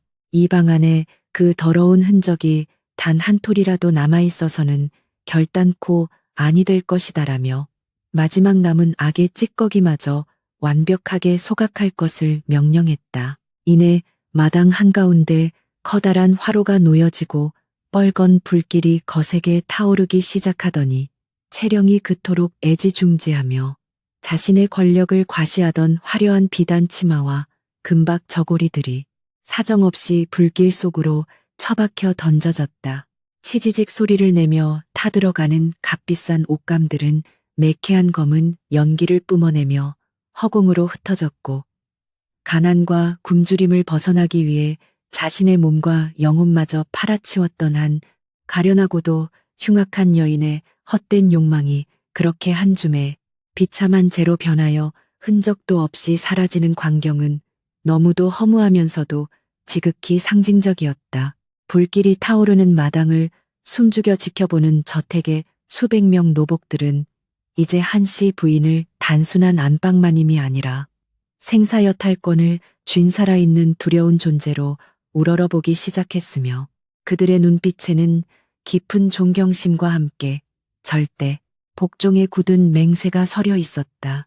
이제 이 저택 안에서 그 누구도 안주인의 심기를 거스르거나 감히 요사스러운 마음을 품을 엄두조차 내지 못할 것이며 부인의 꼿꼿한 비단 치맛자락이 스치는 바스락 소리만 들어도 하인들은 땅에 납작 엎드려 숨소리마저 죽일 만큼 기강이 뼈저리게 바로잡히고 있었다. 활활 타오르는 불꽃을 묵묵히 응시하던 한씨 부인은 겉으로는 태산처럼 의연해 보였으나 속으로는 20년 동안 골마왔던 상처를 제 손으로 도려낸 지독한 통증과 지난밤부터 이어진 극도의 팽팽한 긴장감이 한꺼번에 풀리면서 밀려오는 깊은 피로감에 몸을 가누기조차 힘들 지경이었다. 하지만 그녀는 행여라도 하인들 앞에서 나약한 모습을 보일세라. 이를 꽉 깨물고 두 주먹을 소매 속에 깊이 감춘 채 허리를 더욱 꼿꼿하게 세웠으니 이 명문대가의 안주인이라는 자리는 이토록 피를 말리는 고통과 고독을 견뎌내야만 지킬 수 있는 가시방석과도 같았. 독사를 잡아 불태운 매캐한 연기가 맑은 가을 하늘 위로 서서히 흩어지는 것을 바라보며 부인은 스스로의 마음속에 조용히 읊조렸다. 가문을 굳건히 지킨다는 것은 단순히 쌓아둔 재물을 지키는 것이 아니라 이렇듯 사람의 마음속 깊은 곳에 또리를 틀고 숨어 있는 더러운 탐욕과 어리석음이라는 요괴와 끊임없이 싸워 이겨내는 과정인 것을. 내 비록 여인의 몸으로 무자비하게 손에 피를 묻히고 지아비의 체면을 짓밟았으나 조상님들께서 물려주신 이 맑은 기풍을 지켜내었으니 결코 후회는 없다라며 그녀의 굳게 담은 입술 사이로 마침내 아주 미세하고도 안도하는 한숨이 새어나왔다. 같은 시각 후원의 낡고 외딴 정자에 홀로 갇힌 대감은 늙은 하인이 조심스레 내어온 해독탕을 앞에 두고 참담하고도 비통한 심정에 휩싸여 주르륵 뜨거운 눈물을 흘리고 있었는데 쓰디쓴 탕약의 독한 맛보다도 자신의 멍청함 때문에 모든 명예를 잃었다는 지독한 회한이 그의 가슴을 날카롭게 찢어놓고 있었다. 그토록 무소불위의 권세를 탐하고 여색을 밝히던 오만한 사내가 이제는 차가운 마루보에 무릎을 꿇고 앉아 천자문을 눈물로 베꼈으며 자신의 이름 석자가 얼마나 부끄러운 것인지를 깨달아가고 있었으니 이것이 바로 한씨 부인이 내린 가장 잔혹하고도 완벽하게 철저한 징벌이었다. 한편 의금부의 차갑고 어두운 곰팡 내 나는 지하 옥사에 짐짝처럼 던져진 채령은 온몸에 뼈가 부서지는 참혹한 고통 속에서도 끊임없이 허공을 향해 알 수 없는 저주를 중얼거리고 있었는데 그녀를 감싸던 화려했던 미색은 온데간데 없고 헝클어진 산발머리와 피투성이가 된 흉측한 얼굴은 영락없는 미치광이 요괴의 모습 그대로였다. 양반을 독살하려 한 대역죄인으로 낙인 찍힌 그녀에게 앞으로 기다리고 있는 것은 오직 살점을 도려내는 능지처참이나 짐승보다 못한 끔찍한 평생 노비의 삶뿐이었으니 헛된 사치와 탐욕의 끝은 결국 자신을 무참히 파멸시키는 시퍼런 작두날이었음을 그녀는 차디찬 죽음의 문턱에서야 비로소 깨닫고 몸부림치고 있었다. 저작거리의 더러운 시궁창에서부터 시작된 천박한 욕망이 명문가의 가장 깊숙한 안방까지 침투하여 거대한 핏빛 파란을 일으켰으나 결국 그 요망하고 끈질긴 기운은 수십 년간 매서운 수양을 쌓아온 정실 부인의 굳건한 덕망과 지혜 앞에서는 한여름 밤에 부질없이 흩어지는 악몽에 불과했던 것이다. 사정없이 흔들리며 무너지려던 저택의 굵은 기둥은 부인의 피를 토하는 결단력 덕분에 다시금 단단하게 깊은 뿌리를 내렸고 이 엄청나고도 기막힌 사건은 도성 내의 뭇 양반가에 입을 타고 빠르게 소문이 퍼지며 사대부의 기강을 바로잡고 첩실의 교만을 엄히 경계하는 살아있는 무서운 교훈으로 영원히 회자될 준비를 마쳤다. 어느덧 붉은 저녁 노을이 웅장한 인왕산 능선 너머로 뉘엿뉘엿지며 핏빛으로 붉게 얼룩졌던 장한평 김대감. 저택의 높은 기와지붕 위를 따스하게 감싸 안기 시작했고 거센 폭풍우가 지나간 뒤에 맑고 서늘해진 가을바람이 넓은 마당을 조용히 쓸고 지나가며 타다 남은 검은 재들을 멀리 허공으로 날려보냈다. 굳게 자물쇠가 채워진 사랑채의 문창호 위로 붉은 저녁 햇살이 길고 쓸쓸하게 들이오는 가운데 안채 대청마루에 단정하고도 흔들림 없는 자태로 앉아 맑은 차를 다려 마시는 한씨. 부인의 꼿꼿한 그림자는 그 어느 때보다 거대하고 범접할 수 없는 절대적인 위험을 내뿜으며 고요하고도 엄숙해진 저택의 평화를 철통같이 수호하고 있었다. 끔찍했던 폭풍우와 핏빛 파란이 김대감의 저택을 휩쓸고 지나간 지 어언 3년이라는 세월이 무심하게 흘렀고 계절은 어김없이 순환하여 뜰 안가득 만발한 매화 향기가 봄바람을 타고 온 집안을 따스하게 감싸 안고 있었다. 굳게 닫혀있던 대문은 이제 밝고 활기찬 기운으로 활짝 열려 있었으며 이른 아침부터 마당을 쓰는 하인들의 빗자루 소리는 경쾌한 박자를 띠고 있었으니 한때 요사스러운 도끼와 죽음의 그림자가 드리웠던 곳이라고는 도무지 믿기지 않을 만큼 저택은 완벽한 평온과 질서를 되찾아 생기가 넘쳐 흐르고 있었다. 가문의 근간을 뒤흔들었던 그 끔찍한 사건은 이제 하인들 사이에서도 입에 오르내리지 않는 금기가 되었고 오직 안방마님의 서슬퍼런 결단력만이 살아있는 전설처럼 전해지고 있을 뿐이었다. 한씨 부인은 3년 전 그날 이후 명실상부한 이 명문거족의 절대적인 지배자이자 든든한 수호신으로 자리매김하였으며 그녀의 빈틈없는 살림 솜씨와 공명정대한 처결 덕분에 흩어졌던 가문의 재산은 다시 곳간을 가득 채웠고 잃어버렸던 종친들의 신뢰도 완벽하게 회복되었다. 부인은 이른 새벽이면 가장 먼저 일어나 사당의 향을 피우며 조상님들께 가문의 안녕을 기원하였고 아랫사람들을 다스림에 있어서는 상벌을 엄격히 하되 병든 자나 노약자에게는 구유를 아끼지 않는 자애로움을 베풀어 저택의 수백 명 노복들은 부인의 그림자만 보아도 땅에 엎드려 진심으로 우러러보며 절대적인 충성을 맹세하고 있었다. 그 화려하고 위엄 넘치는 안채의 풍경과는 대조적으로 저택 깊숙한 후원의 외딴 정자에는 3년째 스스로를 가두고 칩거 중인 김대감의 초라한 모습이 묵묵히 자리를 지키고 있었으니 한때 조정을 호령하던 정승의 기세는 온데간데 없고 그저 백발이 성성한 노인만이 남아 있었다. 대감은 매일 아침 해가 뜰 때부터 해가 질 때까지 차가운 마루보에 무릎을 꿇고 앉아 낡은 붓을 쥐고 천자문을 필사하며 자신의 어리석음을 뼈저리게 뉘우치고 있었는데 벼루에 먹을 가는 그의 주름진 손등에는 지울 수 없는 깊은 회한의 얼룩이 서려 있었고 묵향이 짙게 밴 방 안에는 서늘한 참외의 공기만이 무겁게 내려앉아 그의 고독한 말년을 대변해주고 있었다.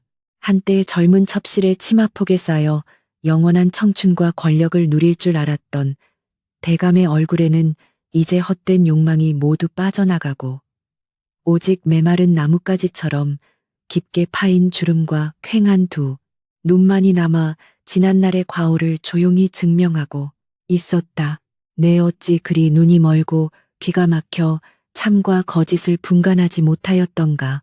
평생을 바쳐 쌓아 올린 가문의 명예를 한낱 정욕에 눈이 멀어 시궁창에 처박을 뻔하였으니 죽어서 무슨 낯으로 선조들을 뵐 것인가라며 대감은 수천 번째 천자문을 완성하며 뜨거운 참회의 눈물을 붓끝으로 뚝뚝 흘려보냈고 그 눈물은 화선지 위로 번지며 씻을 수 없는 마음의 짐을 조금이나마 덜어내려는 듯 애처로운 자국을 남겼다. 그러던 어느 날 밖에서 이를 보던 늙은 집사가 조심스럽게 후원 정자로 다가와 조아리며 관아에서 들려온 채령의 끔찍한 최후에 대한 소식을 짤막하게 전하였는데 그 이야기를 듣는 대감의 표정은 경악을 넘어 지독한 허무함으로 창백하게 굳어버렸다. 집사의 전언에 따르면 채령은 의금부의 혹독한 국문을 견디지 못하고 미쳐버려 옥사 안에서 제사를 물어뜯으며 악귀처럼 발악하다가 결국 온몸에 역병이 돌아 누구의 돌봄도 받지 못한 채 차가운 집더미 위에서 피를 토하며 비참하게 숨을 거두었으며 그녀의 시신은 거적대기에 말려 도성 박짐승들의 먹이로 버려졌다는 것이었다. 또한 그녀를 도왔던 배신자 돌쇠 역시 유배지로 가던 백길에서 풍랑을 만나 차가운 바다 밑바닥으로 수장되었다 하니 참으로 무서운 인과응보가 아닐 수 없었다. 대감은 채령의 비참한 최후를 전해 듣고는 한참 동안 멍하니 허공을 응시하다가 깊은 탄식을 내뱉으며 허허 참으로 더섭고 부질없는 인간의 욕심이로다. 제 분수를 모르고 남의 것을 탐하던 그 얄팍한 요기는 결국 제 목숨마저 갉아먹는 독사로 변하여 스스로를 파멸시켰구나라며 씁쓸하게 중얼거렸다. 한때 그녀의 거짓된 눈물과 교태에 이성이 마비되어 모든 것을 내어주려 했던 자신의 지난 날이 너무도 끔찍하고 혐오스러워 대감은 두 손으로 얼굴을 감싸쥐었고 이제야 비로소 요부의 지독한 환상에서 완전히 벗어나 뼈저린 현실의 서늘함을 온몸으로 느끼며 부인의 가혹하지만 정당했던 처사에 다시 한번 고개를 숙이게 되었다. 같은 시각 안채 대청마루에서 다도를 준비하던 한씨 부인은 채령의 부고를 전해 듣고도 얼굴에 한치의 동요나 미동도 없이 그저 찻잔에 조용히 끓는 물을 부으며 은은하게 퍼지는 차시패의 향기에만 집중하고 있었다. 스스로 지은 죄업의 수레바퀴는 하늘의 그물처럼 촘촘하여 결코 피해갈 수 없는 법이니 악독한 짓을 저지르고 어찌 평안한 최후를 맞이할 수 있겠느냐. 그저 가엾고 어리석은 영혼이 다음 생에서는 탐욕의 굴레를 벗고 맑은 물로 태어나기를 바랄 뿐이다라며 부인은 속으로 조용히 연부를 외웠고 잔잔한 수면 위로 흔들리는 찬물처럼 그녀의 마음속에 남아있던 마지막 한 점의 분노마저도 봄눈 녹듯이 평온하게 사라져가고 있었다. 부인은 다 우려낸 맑은 차를 조심스럽게 다기에 담아 쟁반에 받치고는 몸종들을 물리친 채 홀로 치맛자락을 단정히 여미고 대감이 칩거하는 후원 정자를 향해 천천히 발걸음을 옮기기 시작했다. 봄살이 눈부시게 부서지는 후원의 오솔길 양옆으로는 흐드러지게 핀 복사꽃이 연분홍빛 꽃비를 내리며 부인의 어깨 위로 사뿐히 내려앉았고 귓가에는 산새들의 경쾌한 지저귀이 평화롭게 울려 퍼지고 있었으니 3년 전 칠흑 같은 어둠 속에서 번개가 내리치던 그 끔찍했던 밤의 기억은 마치 전생의 일처럼 아득하게 느껴질 뿐이었다. 꼿꼿하게 걷는 부인의 뒷모습은 모진 비바람을 견뎌내고 마침내 뿌리를 굳게 내린 거대한 고목처럼 고고하면서도 흔들림 없는 강인한 생명력을 내뿜고 있었다. 정자 앞에 다다른 한씨 부인은 신을 벗고 조용히 마루 위로 올라서며 헛기침을 아주 작게 한 번 하였고 방 안에서 붓을 쥐고 있던 대감은 그 소리에 쏘스라치게 놀라 고개를 들어 3년 만에 지척에서 부인의 얼굴을 마주하게 되었다. 대감 춘기가 완연하여 뜰에 꽃이 만발하였기에 새로 덮은 차를 한 잔 올리고자 이리 무람없이 찾아왔나이다. 그간 옥체는 강령하셨사옵니까? 라며 부인은 무릎을 굽히고 다소곳이 앉아 쟁반을 내려놓았고 그녀의 목소리는 예전처럼 서슬퍼렇고 차갑기보다는 오랜 세월의 모서리가 깎여나간 듯 한결 부드럽고 차분한 온기를 머금고 있어 대감의 얼어붙은 가슴을 미세하게 흔들어 놓았다. 대감은 황송함과 부끄러움이 교차하는 표정으로 황급히 붓을 내려놓고 옷매무새를 가다듬으며 부부인 누추한 곳에 어찌 직접 걸음을 하셨소. 내 무슨 면목이 있어 부인이 올려주는 차를 마실 자격이 있겠소이까라며 시선을 바닥으로 떨구고 목이 맨 소리로 답하였다. 3년 만에 마주본 부인의 얼굴은 세월의 풍파를 견뎌내느라 눈가에 잔주름이 늘어 있었으나 그 기품 있고 고결한 자태만큼은 오히려 예전보다 더욱 빛을 발하고 있었고 대감은 화려한 겉모습에 홀려 이토록 진주처럼 영롱하고 굳건한 내면을 지닌 조강지처의 진가를 알아보지 못했던 자신의 과거를 다시 한번 깊이 자책하며 남몰래 소매자락으로 눈가를 훔쳐내야만 했다. 대감, 지난 3년간의 칩거와 참회로 대감께서 지은 과오는 이미 하늘도 용서하였을 것이옵니다.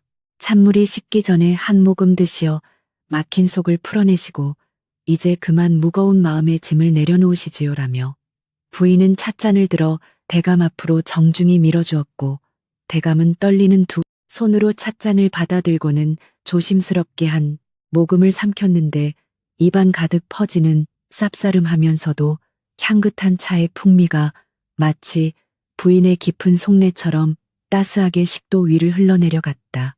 부부의 연을 맺은 지 수십 년 숱한 풍파와 지독한 오해 속에서도 끝내 서로의 끈을 완전히 놓지 않고 버텨온 두 사람 사이에는 굳이 긴 말이 필요 없는 쓸쓸하고도 묵직한 화해의 기류가 찻김과 함께 조용히 피어오르고 있었다. 부인 고맙소. 이 못난 지아비의 체면을 살려주고 무너져가던 가문을 이토록 단단하게 반석 위에 올려놓아 주었으니 내 남은 평생을 부인의 그림자나 밟으며 그 은혜에 보답하는 마음으로 살겠소. 내가 참으로 어리석은 짐승이었소라며 대감은 마침내 오랫동안 가슴 깊이 억눌러왔던 진심 어린 사죄의 말을 토해내었고 늙은 사내의 어깨가 처연하게 들썩이는 모습을 묵묵히 지켜보던 부인은 그저 말없이 빈 찻잔을 거두어들이며 입가에 아주 희미하고 자애로운 미소를 띄어 보였다. 한순간의 격정이나 젊은 날의 애틋한 연정은 이미 다 타버린 재처럼 사라졌을지라도 모진 시련을 함께 넘고 살아남은 늙은 부부에게는 오직 서로에 대한 깊은 연민과 인간적인 도리라는 새로운 형태의 정이 단단하게 자리 잡고 있었다. 그 순간 담장 너머한 채 마당 쪽에서 어린아이들의 해맑은 웃음소리가 은쟁반의 옷구슬이 굴러가듯 낭낭하게 울려 퍼지기 시작했고 두 사람의 시선은 약속이나 한 듯 소리가 나는 쪽을 향해 일제히 쏠렸다. 장성한 아들 내외가 낳은 눈에 넣어도 아프지 않을 어린 손주들이 봄 햇살 아래 흙장난을 치며 까르르 웃는 소리는 이 적막한 노부부의 가슴에 벅찬 감동과 생명의 환희를 안겨주는 세상에서 가장 아름다운 음악과도 같았다. 저 어린 생명들이 아무런 근심 걱정 없이 저토록 맑게 웃을 수 있는 것은 바로 3년 전 부인이 피를 묻히며 가문의 기둥에 들러붙은 악기를 단호하게 쳐내고 굳건한 울타리를 쳐주었기 때문이라는 사실을 대감은 이제 뼈저리게 깨닫고 있었다. 부인은 손주들의 웃음소리를 들으며 얼굴에 가득 번지는 자애로운 빛을 숨기지 못했고 대감 저 소리를 들으시옵소서. 비록 한바탕 거센 비바람이 몰아쳐 나뭇가지가 꺾이고 잎이 떨어지는 고통을 겪었으나 뿌리를 굳게 다진 나무는 결국 일이 더 아름다운 새순을 틔우고 풍성한 열매를 맺는 법이옵니다. 대감과 제가 겪었던 그 지독한 시련은 어쩌면 저 아이들에게 더 맑고 깨끗한 세상을 물려주기 위해 치러야만 했던 피할 수 없는 통과 의례였을지도 모르겠나이다라며 먼 허공을 응시하는 그녀의 목소리에는 이제 한 줌의 회한도 남아있지 않은 완전한 평온만이 깃들어 있었다. 대감 역시 고개를 끄덕이며 참된 가문의 의미와 가장의 책무에 대해 가슴 깊이 새기며 평화로운 침묵에 동참했다. 저택의 노복들 역시 마당에서 뛰어노는 도련님과 아씨들을 흐뭇하게 바라보며 자신들이 모시는 이 가문이 얼마나 위대하고 튼튼한지 자랑스러워하고 있었으며 안방마님의 엄격하지만 공정한 통치 아래서 그들은 예전처럼 부당하게 매를 맞거나 굶주리지 않고 사람 대접을 받으며 성실하게 맡은 바 소임을 다하고 있었다. 간악한 첩실 체령과 배신자 돌쇠가 남긴 상처와 불씨는 안주인의 굳건한 덕망이라는 따스한 햇살 아래 흔적도 없이 아물었고 사람들은 이제 이 저택을 지나칠 때마다 김, 대, 감, 댁, 부인의 지혜와 결단력을 칭송하며 한양 도성 내 모든 양반과 여인들의 귀감으로 삼아 입에서 입으로 그 영웅적인 일화를 끊임없이 전하고 있었다. 석양빛이 웅장한 인왕산 능선 너머로 서서히 기울어지며 저택의 기와 지붕을 붉은 금빛으로 장엄하게 물들이기 시작했고 저녁 취사를 준비하는 굴뚝에서는 구수하고 따뜻한 밥 짓는 연기가 몽글몽글 피어올라 평화로운 마을에 하늘 위로 여유롭게 퍼져나가고 있었다. 거짓된 눈물과 얄팍한 교태로 하늘을 가리고 탐욕을 채우려던 요망한 무리는 흔적도 없이 쓰러져 무간지옥의 업보를 치르고 있는 반면 지독한 고통 속에서도 올바른 이치와 가문의 법도를 지키기 위해 피눈물을 삼키며 꼿꼿하게 일어선 자는 이토록 찬란한 저녁 노을 아래서 진정한 승리의 평화와 존경을 누리고 있었으니 이것이 바로 한치의 오차도 없이 만물을 다스리는 하늘의 엄정한 법칙이었다. 헛개비 같은 욕정은 아침 이슬처럼 덧없이 사라지고 탐욕의 끝은 언제나 파멸의 절벽으로 이어질 뿐이나 진실한 도리와 흔들리지 않는 지혜는 천년의 세월이 지나도 변치 않는 바위처럼 굳건히 남아 세상을 지탱하는 법이다.